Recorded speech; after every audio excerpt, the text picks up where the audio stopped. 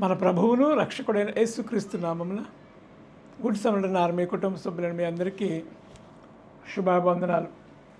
దేవుని యొక్క మహాకృపను బట్టి గతించిన నెలంతా దేవుడు తన కృపలో మనందరినీ కాపాడి సంరక్షించి మన బ్రతుకులో నూతన నెలలోనికి ప్రవేశపెట్టి మొట్టమొదటి ఆదివారము జూలై నెలలోనికి మొట్టమొదటి ఆదివారంలో మనందరినీ ప్రవేశపెట్టి ఆయన సన్నిధానంలో ఆయన బిడ్డలుగా ఆయన నామాన్ని ఘనపరిచి స్తుతించి ఆరాధించడానికి, మరి ముఖ్యంగా దేవుని యొక్క వాక్యముతో మన జీవితాలను సరిచేసుకోవడానికి దేవుడు మనకిచ్చినటువంటి అవకాశమును బట్టి, కృపను బట్టి మనమందరమును కూడా దేవునికి వందనములు, స్తుతులు, స్తోత్రాలు చెల్లించవలసిన వారమై ఉన్నాము.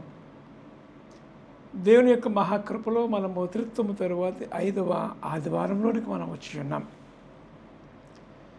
ఈ 5వ ఆదివారంకి ఏర్పాటు చేయబడినటువంటి దేవుని యొక్క లేఖన భాగములుగా పాత నిబంధన పాఠ్యభాగముగా ప్రవక్త అయిన ఇర్మియా గ్రంథము 16వ అధ్యాయము 14వ వచనం మొదలుకొని 21వ వచనం వరకు, అలానే పత్రిక పాఠ్యభాగముగా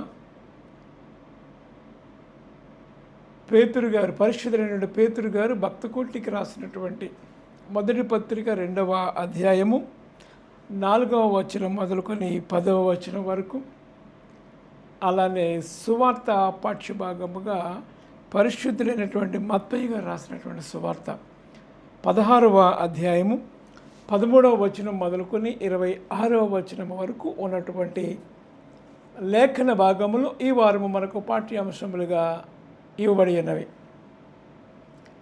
ఈ లేఖనములను ధ్యానించడానికి ముందుగా ఆత్మదేవుని సహాయము, నడిపింపు కోరుకుందాం. కృపయు కనికరము గల ప్రియ పరమ తండ్రి, వందనములు, స్తుతులు, స్తోత్రులు నాయన దేవా, నీ కృపను బట్టి ఉదయకాల సమయంలో మరి ఒక్కసారి నీ పాంతనది రావడానికి మీరు చూపిన కృపను బట్టి వందనాలు చెల్లిస్తూ ఉన్నాం. కొద్ది నిమిషములు నీ వాక్యము ధ్యానింపేటుండగా నీ ఆత్మచేత నన్ను మమ్మ నింపి నడిపించండి. నా నోటి మాటలు, నా హృదయ ధ్యానము నీ దృష్టికి అంగీకారముగా చేయమని మహిమ పొందుకోమని ప్రియకుమారుడు రక్షకుడైన యేసుక్రీస్తు నామమున ప్రార్థించి వేడుకొనుచున్నాము తండ్రి, ఆమేన్. ఈ త్రిత్వము తరువాత 5వ ఆదివారం కొరకు ఏర్పాటు చేయబడినటువంటి లేఖనములను మనము ధ్యానం చేస్తూ ఉన్నప్పుడు పాత నిబంధన పాఠ్యభాగమైనటువంటి ప్రవక్త అయినటువంటి ఇర్మియా గ్రంథము మనము ఆలోచన చేస్తూ ఉంటే, ఇశ్రాయేలు ప్రజలతో దేవుడు మాట్లాడుతున్నటువంటి విషయం ఏమిటి అని ఆలోచన చేస్తూ ఉంటే, ఇశ్రాయేలు ప్రజలు అనేక మార్లు దేవునిని తృణీకరించినటువంటి విషయం జ్ఞాపకం చేస్తూ, ఆ ప్రజలను నేను వాగ్దాన దేశంలో తీసుకొస్తాను, అయితే దానికి ముందుగా నేను వారిని శిక్షిస్తాను అనేటువంటి మాటను జ్ఞాపకం చేస్తూ, నేను మరి ఒక్కసారి నేనేమిటో వారికి తెలియచేస్తాను అనేటువంటి మాటను ఆయన జ్ఞాపకం చేస్తూ, నా నామము యెహోవా అని వారు తెలుసుకున్నట్లు నేను ఈసారి వారికి అనుభవము కలగజేతును. ఇది చాలా ప్రాముఖ్యమైనటువంటి మాట. నా నామము యెహోవా అని వారు తెలుసుకున్నట్లు వారికి నేను అనుభవమును కలుగచేస్తాను అని మాట్లాడుతూ, నా బలమును నా శౌర్యమును ఎంతటివో వారికి తెలియచేస్తాను. నా బలము, నా శౌర్యము, నా నామము, 3 విషయాలు ఇక్కడ జ్ఞాపకం చేస్తూ ఉన్నాడు. అంటే దేవుడు ఎంతగానో విసిగిపోయాడనే విషయాన్ని మనం జ్ఞాపకం చేసుకోవాలి.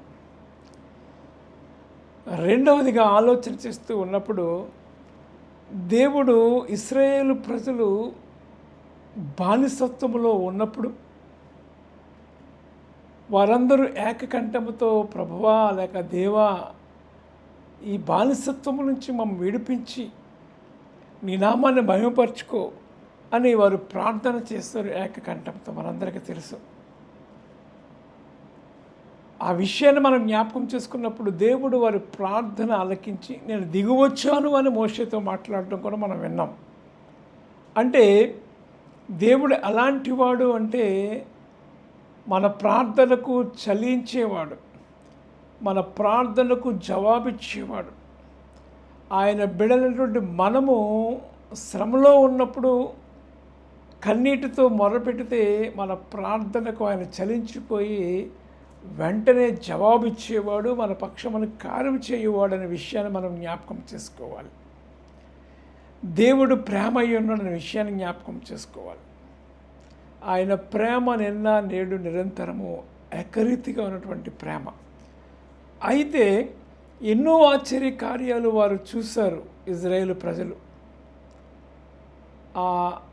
ఎప్పుడైతే ఆ యొక్క ఐగుప్తు నుండి వారు బయటకు బయలుదేరి ఉన్నారో అప్పటి నుంచి దేవుని యొక్క కార్యములు, ఆశ్చర్య కార్యములు వారు చూడడం మనం చూస్తూ ఉన్నాం.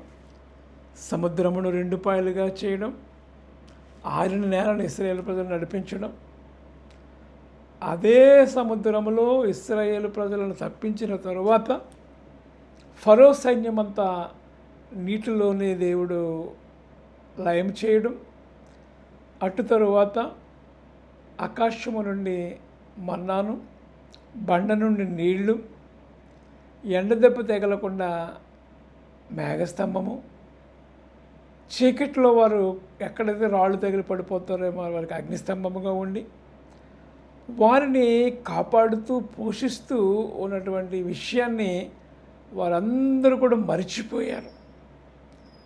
అప్పుడే దేవుని స్తుతిస్తూ ఉన్నారు. అటు తరువాత మరలా 2 రోజులు మరలా మరిచిపోయి ఎవరు ఇష్టపడిన వారు జీవిస్తున్నటువంటి పరిస్థితిని చూస్తూ ఉన్నాం. దేవుడు తన ప్రజల పట్ల ఎప్పుడు కూడా వారిని దీవించాలి, ఆశీర్వదించాలి, తను సేవించాలి అని ఆయన కోరుకుంటూ ఉన్నాడు. అందులో తప్పేమీ లేదు కదా.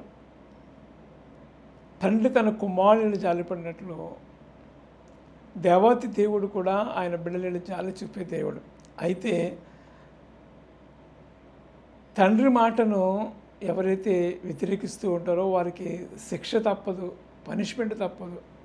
అలానే ఇక్కడ కూడా మరి దేవుడు అంటూ ఉన్నారు, వీరు విగ్రహారాధన చేసి నా నామాన్ని అవమానపరిచారు, నా గ్రామాన్ని లేక నా ఊరిని అపవిత్రపరిచారు అనేటువంటి మాటను 18వ వచనం మాట్లాడుతూ ఉన్నప్పుడు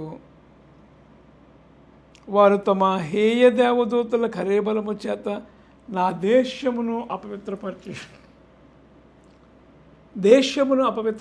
ఉన్నారు. తద్వారా దేవునికి దుఃఖమును ఆయాసమును వారు కలగజేశారు. అప్పుడు దేవుడు ఇర్మియాతో మాట్లాడుతూ ఉన్నారు, ఇక మీదట నా నామము యెహోవా అని వారు తెలుసుకుంటారు అనేటువంటి మాట. ఇశ్రాయేలు ప్రజలందరూ కూడా పాట పాడారు కదా, యెహోవాను గానము చేసేదము ఏకముగా మనకు రక్షకుడాయనే అనేటువంటి పాటను వాడు పాడారు. ఇప్పుడు సముద్రములు దాటిన తరువాత అలాంటి గొప్పగా వారు దేవుని స్తుతించినటువంటి ప్రజలు ఎప్పుడైతే తిరిగి మరలా మోషే గారు కొండ మీదకి వెళ్ళారో విగ్రహారాధనలకు దూడను తయారు చేసుకుని ఇవన్నీ మనకు తెలుసు.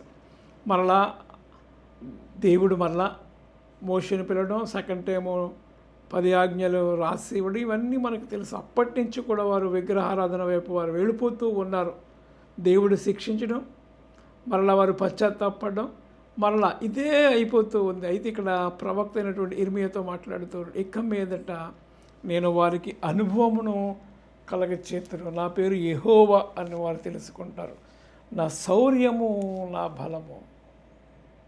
పాటలు మనం యుద్ధశూరుడు యెహోవా, నా బలము నా గానము. అలాంటి శూరుడైనటువంటి దేవుడు అంటూ నా సౌరత్వాన్ని వారు తెలుసుకుంటారు. ఫరో తెలుసుకున్నాడు యెహోవా ఎవడు అనేటువంటి ఆ మాట పలికిన తరువాత అక్కడ అద్భుతములు ఆశ్చర్యం కార్యములు చూసిన తరువాత అరే బాబు మాకు వద్దాక నీ జనాన్ని తీసుకెళ్ళిపో అని మోషేతో చెప్పినటువంటి విషయాన్ని మనం చూస్తూ ఉన్నాం. 70 సంవత్సరములు వారు చెరలోకి వెళ్ళిపోయారు ఏదో ప్రజలందరూ కూడా. దానియేలు గ్రంథాన్ని మనం చూస్తూ ఉన్నప్పుడు ఆ మాటను మనం చూస్తూ ఉంటాం. ఇలా ఆలోచన చేస్తూ ఉంటే నా బలము నా శౌర్యము వారికి తెలియచేస్తాను అనేటువంటి మాటను జ్ఞాపకం చేస్తూ ఉన్నాడు. ఆయన కోపము నిమిషం మాత్రం ఉండను, ఆయన దయ ఆయుష్కాలం ఉండను. ఆయన కోపము నిమిషంలో ఉన్నప్పుడే అది ఎంత భయంకరంగా ఉంటుందో మనం జ్ఞాపకం చేసుకోవాలి. రెండవదిగా ఆలోచన చేస్తూ ఉన్నప్పుడు ఆయన ఎవరు అనే విషయాన్ని ఆయన ఈ లోకరీతిగా ఈ లోకంలో శరీరరీతిగా నరావతారిగా వచ్చినటువంటి యేసుక్రీస్తు వారు దేవుడు ఏమైపోయాడు? నరావతారిగా మారిపోయాడు మానవులను రక్షించడానికి. అప్పుడు కూడా అనేక ఆశ్చర్య కార్యములు, అద్భుతములు, స్వస్థతలు చేసిన తరువాత శిష్యులందరినీ పిలిచి, అరే బాబు, నా గురించి ఈ ప్రజలు ఏమనుకుంటూ ఉన్నారు అనేటువంటి మాటను శిష్యుల్ని యేసుక్రీస్తు వారు అడిగినప్పుడు, కొందరు మోషేవనియు, కొందరు ఏలియావనియు, కొందరు బాప్తిస్మిచ్చి యోహాను, రకరకాలుగా వారు చెప్పుకోవడం చూస్తూ ఉన్నాం. ఓకే, వాళ్ళందరూ అలాగా చెప్పుకుంటున్నారు కదా, అసలు మీరేమనుకుంటున్నారు నా గురించి అని అడుగుతూ ఉన్నప్పుడు పేతురు గారు మాట్లాడినటువంటి మాటను మనము చూస్తూ ఉన్నాం. జీవము గల దేవుని కుమారుడు, సజీవుడైనటువంటి లేక దేవుని కుమారుడు అనేటువంటి మాటను మనము చూస్తూ ఉన్నాం. ఎలా వచ్చింది ఈ రెవల్యూషన్ పేతురు గారికి అని ఆలోచన చేస్తూ ఉంటే, దేవుడే వారికి రెవల్యూషన్ ఇచ్చాడు అనేటువంటి మాటను జ్ఞాపకం చేసుకోవాలి. ఇక్కడ ఇంకోటి విషయాన్ని ఆలోచన చేస్తూ ఉంటే, యేసుక్రీస్తు వారు సహవాసం చేస్తూ ఉన్నారు అప్పటికే. ఆ సహవాసంలో ఆయన ఎవరో ఏమై ఉన్నారో మరి పేతురు గారు దుడుకు స్వభావం కలిగిన వాడు కాబట్టి అన్ని త్వరగా తెలుసుకునేటువంటి వ్యక్తిగా మనము చూస్తూ ఉన్నాం. ఆ కావులో భాగంగానే వెంటనే మరి పేతురు గారు మాట్లాడడం మనము చూస్తూ ఉన్నాం. అప్పుడు బర్యోనా నీవు ధన్యుడవు అనేటువంటి మాటను యేసుక్రీస్తు వారు పేతురు గారిని మెచ్చుకోవడం మనము చూస్తూ ఉన్నాం. ప్రియమైన వారులారా, అందుకు పేతురు, నీవు సజీవుడకు దేవుని కుమారుడైన క్రీస్తు అని చెప్పిన అందుకు యేసు, సీమోను బర్యోనా నీవు ధన్యుడు, పరలోకమందున నా తండ్రి సంగతులు నీకు తెలియజేశాడు. పేతురు అని మాట్లాడుతూ, నువ్వు పెట్రాసు, నువ్వు బండ అనబడదు అనేటువంటి మాటను జ్ఞాపకం చేస్తూ ఉన్నాడు. ఇంకేమంటాడు? పేతురుని ఎంతగానో మెచ్చుకున్నాడు. ఈ బండ మీద నా సంగమును కడతావు, పాత్రల్లో ఒక ద్వారములు, దాని ఎదుట నిలవనేరవు అనేటువంటి మాటను ఆయన జ్ఞాపకం చేస్తూ ఉన్నాడు. భూలోకం ముందు దేన్ని విప్పుతూ ఉంటావు, పరలోకం ముందు కూడా నేను వాటిని విప్పుతూ ఉంటాను అనేటువంటి మాటను జ్ఞాపకం చేస్తూ ఉన్నాడు. ఇవన్నీ బాగానే ఉన్నాయి ప్రియమైన వారులారా. ఇక్కడ ఆలోచన చేస్తూ ఉన్నప్పుడు పేతురును దేవుడు మెచ్చుకోవడం, నీకు నా తండ్రి బయలుపరిచాడు నేను ఎవరో ఏమయ్యాను అనే విషయాన్ని జ్ఞాపకం చేస్తూ ఉండడం. అటు తరువాత నేను క్రీస్తునని ఎవరికి చెప్పొద్దని కూడా యేసుక్రీస్తు వారు చెప్పారు. కారణం ఏమిటి అంటే, ఆయన చేయవలసినటువంటి కార్యక్రమము చాలా ఉంది. ఎందుకంటే సిలువలో మనకు బదులుగా ఆయన మరణించాలి కాబట్టి ఆ కార్యం జరిగేంత వరకు కూడా నేను ఎవరికి చెప్పొద్దు అన్నాడు. దేవునికి మహిమ కలుగునుగా. ఎందుకంటే ఆయన ఏ ఉద్దేశం కొరకు అయితే ఈ భూమి మీదకి వచ్చాడు అది నెరవేర్చబడాలి కాబట్టి ఆయన ఆ కార్యాన్ని నెరవేర్చేంత వరకు కూడా నన్ను గురించి ఎవరికి కూడా మీరు ఎక్కువగా చెప్పవద్దు అని చెప్పాడు. అటు తరువాత ఆయన పునరుద్ధరణ తిరిగి లేచిన తరువాత నేనే దేవుడినని ఆయన చెప్పడం, సమస్త లోకమునకు సర్వసృష్టికి వెళ్ళి సువార్తను ప్రకటించడం అని చెప్పడం కూడా మనము చూస్తూ ఉన్నాం. ప్రియమైన వాళ్ళారా, ఇక్కడ ఆలోచించవలసినటువంటి విషయం ఏమిటి అంటే, నా నామము, నా శౌర్యము, నా బలము నేను తెలియచేస్తాను అని చెప్పిన రీతిగానే ఈ సువార్త పాఠాల్లో లేక క్రొత్త నిబంధనలకు వచ్చేసరికి ఆయన ఎవరో, ఆయన ఎందుకు వచ్చాడో, రక్షకుడుగాను అభిషక్తుడుగాను పాపములను తీసివేయడానికి వచ్చినటువంటి మనుష్య కుమారుడుగాను ఈ లోకములోనికి ఆయన వచ్చాడు అనేటువంటి విషయాన్ని తెలియచేశాడు. పేతురుకు శిష్యులందరికీ కూడా ఆ విషయం అర్థమైపోయింది. అంటే ఆయన ఎవరు? రక్షకుడు. అంటే పాత నిబంధనలో ఆయన బలమును ఏమిటో తెలియచేశాడు. ఆ బలమును చూసినటువంటి వ్యక్తి, ఆ జీవము గల దేవుణ్ణి కనుక్కున్నటువంటి వ్యక్తి ఏం చేయాలంట? నా సంఘాన్ని కడతావు అని దేవుడు పేతురును అభినందించడం, దేవుడు పేతురు ద్వారా జరిగించబోతున్నటువంటి కార్యాలను గురించి కూడా ఇక్కడ ముందుగానే దేవుడు పేతురుతో చెప్పడం మనం చూస్తూ ఉన్నాం. ఇలా ఆలోచన చేస్తూ ఉన్నప్పుడు పేతురు ఏ రీతిగా మరణించబోతున్న విషయాన్ని కూడా ముందుగానే యేసుక్రీస్తు వారు పేతురుకు చెప్పారు. అయితే పేతురు మరి దేవుని కొరకు ఎలాగా ఆయన జీవించాడనే విషయాన్ని మనం ఆలోచన చేస్తూ ఉంటున్నప్పుడు పునరుద్ధాన శక్తిని పొందుకున్న తరువాత అంతకుముందు యేసు ఎవరో నాకు తెలియదు అని ముమ్మారు అబద్ధము పలికినటువంటి పేతురు గారు క్రీస్తు కొరకు హతసాక్షిగా జీవించడానికి, క్రీస్తుని ఇశ్రాయేలు ప్రజలకు పరిచయం చేయడానికి మొట్టమొదటి ప్రసంగము చేసినటువంటి గొప్ప వ్యక్తిగా మనము చూస్తూ ఉన్నాం. అపోస్తుల కార్యముల గ్రంథము మొదటి 9 అధ్యాయాలు, 9వ అధ్యాయం వచ్చేసరికి మనకు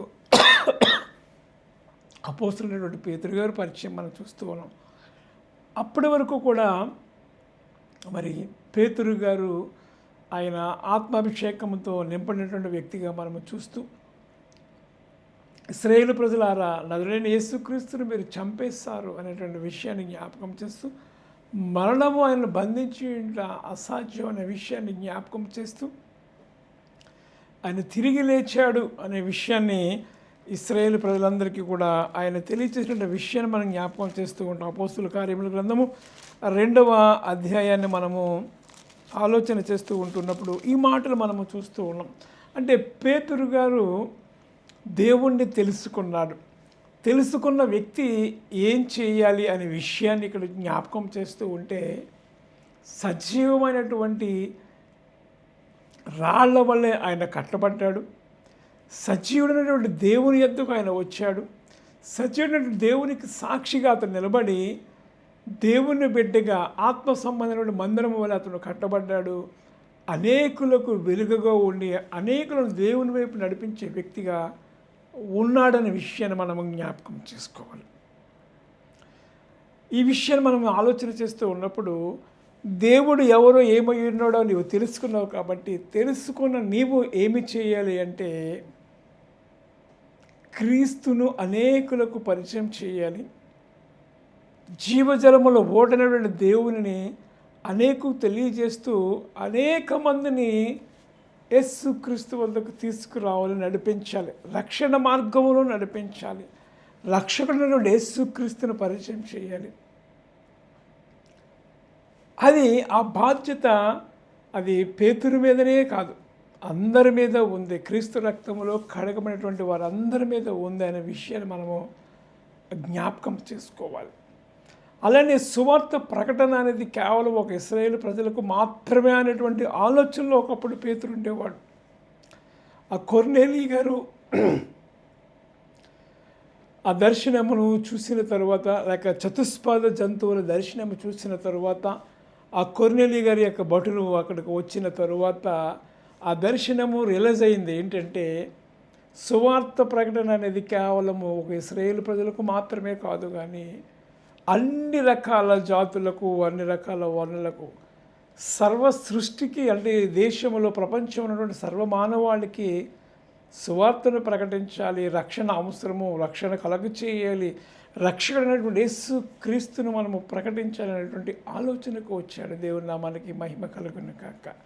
అంటే దేవుని శక్తిని తెలుసుకున్నటువంటి వాడిగా, దేవుని ఎరిగినటువంటి వారిగా మనం ఏమి చేయాలంటే అనేకులకు ఆయనను పరిచయం చేయాలి, అనేకులను ఆయన వైపు మనము నడిపించేవారిగా ఉండాలనే విషయాన్ని మనం జ్ఞాపకం చేసుకోవాలి.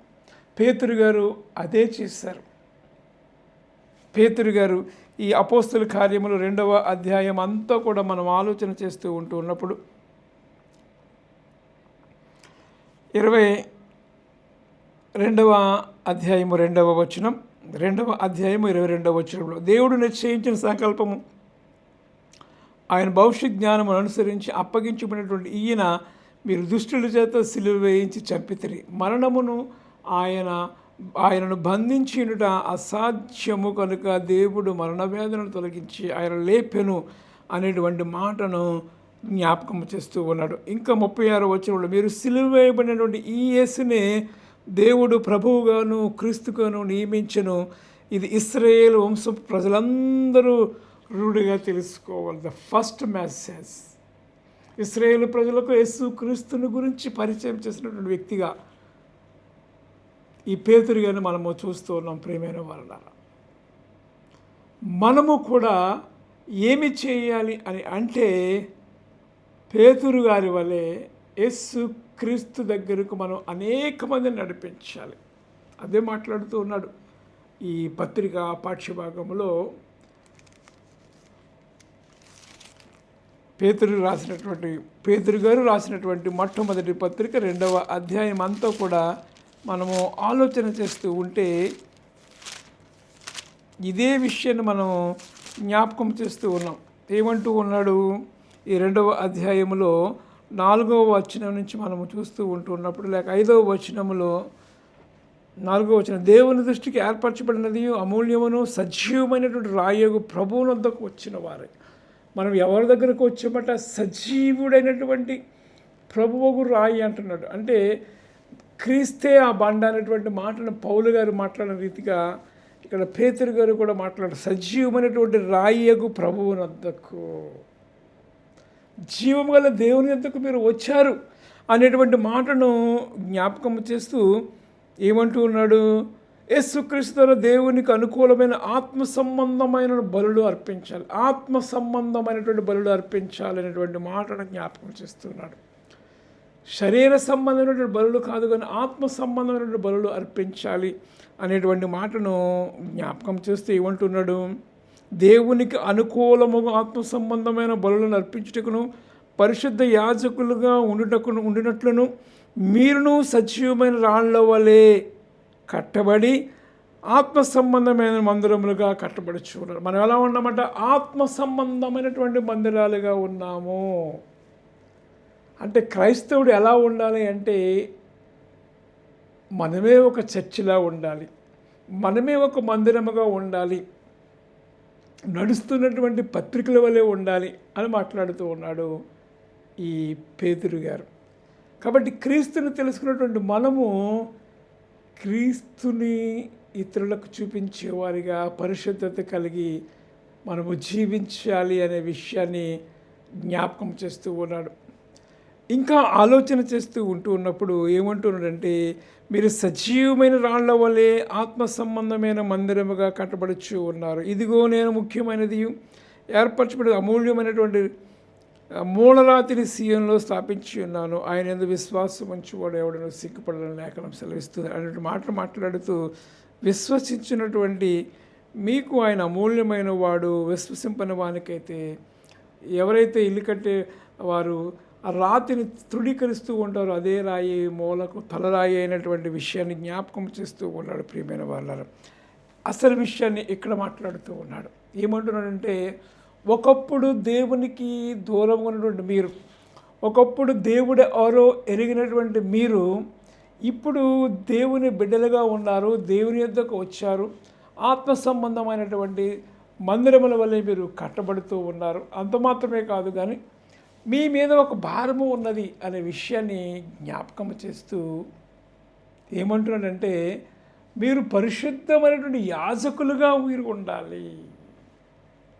పాత నిబంధన కాలంలో లేవీయులు మాత్రమే ఉండేవారు, ప్రవక్తలు మాత్రమే ఉండేవారు. కానీ ఇక్కడ క్రొత్త నిబంధన కాలానికి వచ్చేసరికి క్రీస్తు రక్తములో కడగబడేటువంటి ప్రతి ఒక్కరూ కూడా ఎలా ఉండాలట?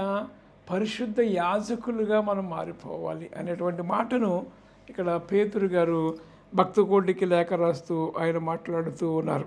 ఏమంటున్నాడు? అయితే మీరు చీకటిలో నుండి ఆశ్చర్యకరమైనటువంటి తన వెలుగులోనికి మిమ్మల్ని పిలిచిన వాని గుణాతిశయములను ప్రచురము చేయ నిమిత్తం. ఎందుకట్లా దేవుడు మనల్ని పిలుచుకున్నాడు? చీకట్లో ఉన్నటువంటి నిన్ను నన్ను తన వెలుగులోనికి, తన ఆశ్చర్యకరమైన వెలుగులోనికి, రక్షణలోనికి మనల్ని ప్రవేశపెట్టాడు. కారణం దేనికో తెలుసా? దేవుని యొక్క గుణగణములను ప్రచురము చేయడానికి, దేవుని యొక్క ప్రేమను, దేవుని యొక్క దయను, దేవుని యొక్క కరుణను, దేవుని యొక్క రౌద్రమును, దేవుని యొక్క శౌర్యమును, ఆయన నామ ప్రభావమును మనం తెలియచేయడానికి దేవుడు నిన్ను నన్ను ఏర్పరచుకున్నాడు అనే విషయాన్ని జ్ఞాపకం చేస్తున్నాడు. ఏదో తిరుతొంగడానికి కాదు, తిన్నామా పడుకున్నామా తెల్లారిన అనడానికి కాదు. దేవుడు నిన్ను ఎందుకు పిలుచుకున్నాడంటే తన రాజ్య మహిమకు నిన్ను ఒక పాత్రగా నిన్ను వాడుకోవాలని, ఆయన గుణగణములను ప్రచురము చేసే వ్యక్తిగా నిన్ను వాడుకోవాలని ఆయన నీకు తన రక్షణ సువార్తను తెలియచేసి నిన్ను పిలుస్తూ ఉన్నాడనే విషయాన్ని జ్ఞాపకం చేసుకోవాలి. ప్రియమైన వాళ్ళారా, ఇంకేమంటున్నాడు? రాజులేని యాజక సమూహము, పరిశుద్ధ జనము, దేవుని సుత్తినటువంటి ప్రజలు అయినారు. ఒకప్పుడు ప్రజగా ఉండక ఇప్పుడు దేవుని ప్రజ అయితే, ఒకప్పుడు కనికరింపబడక ఉన్నారు, ఇప్పుడు కనికరింపబడినటువంటి ఉన్నారు అనేటువంటి మాటను జ్ఞాపకం చేస్తూ ఉన్నాడు. కాబట్టి ఈ ఉదయకాల సమయంలో దేవుడు నీతో నాతో మనందరితో మాట్లాడుతున్న విషయం ఏమిటంటే, ఆయన ఎవరో మనకు అర్థమైపోయింది. కాబట్టి క్రీస్తును తెలుసుకున్నటువంటి నీవు ఆయనను ప్రకటించేవారిగా ఉండాలి, ఆయన గుణగణంలో ప్రచురపరిచేవారిగా ఉండాలి. పేతురు గారు ఏ రీతికైతే జీవించారో, పేతురు గారు ఏ రీతికైతే క్రీస్తును అనేక మందికి పరిచయం చేశారో, క్రీస్తు రక్తంలో కడపడినటువంటి నీవు నేను మనమందరం కూడా దేవుని ప్రచురపరిచేవారుగా ఉండాలని మరి ఒక్కసారి ఈ ఉదయకాల సమయంలో ఈ త్రిత్వ కాలంలో 5వ ఆదివారం ద్వారా నీతో నాతో మనందరితో మాట్లాడుతూ ఉన్నాడు. మనము కూడా దేవుని యొద్దకు వచ్చిన వారమే ఆత్మ సంబంధమైన రాళ్ల వల్లే కట్టబడి అనేకులకు వెలుగుగా ఉండాలని కోరుకుంటూ ఉన్నాడు. అట్టి కృప పరిశుద్ధాత్మ దేవుడు మనందరికీ దయచేయను కాక. ఆమేన్. దేవా నీకు వందనాలు చెల్లిస్తూ ఉన్నాం. నీ కృపతో మమ్మల్ని అందరినీ బలపరిచి నడిపించమని. దేవా నీవు మహోన్నతుడవు, సూర్యుడవు, రౌద్రుడవు, కృప కలిగినటువంటి వాడవు, మహోన్నతుడవు తండ్రి. మా కొరకు ప్రాణం పెట్టని ఒదిగిపోయినటువంటి వాడవు, తిరిగి ఏదో గోత్రం సింహం వలె రెండో మరి రాబోతూ ఉన్నావు. నీ రక్తంలో కడగబడినటువంటి మేము నీ వైపు చూస్తూ మా ఎదుట ఉంచబడినటువంటి పరుగు పందెంలో ముందుకు సాగుట కృప అనుగ్రహించమని, మహిమ పొందుకోమని, బిడ్డలందరినీ దీవించి ఆశీర్వదించమని ప్రియకుమారుడు రక్షకుడు యేసుక్రీస్తు నామమున ప్రార్థించి వేడుకొనుచున్నాము తండ్రి. ఆమేన్. తండ్రి, కుమార, పరిశుద్ధాత్మ త్రియేక దేవుని దీవెన మీకు తోడేండును గాక. ఆమేన్.